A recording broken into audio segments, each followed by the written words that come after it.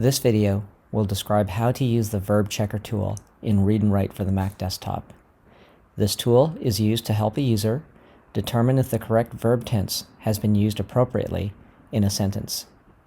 The Verb Checker tool is not found on any of the pre-assigned toolbars, but can be placed on the user-defined toolbar.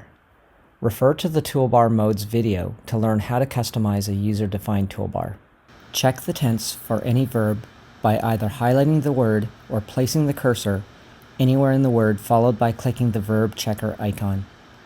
A Verb Checker dialog box will open with the selected word. It is also possible to manually type in a verb in the box.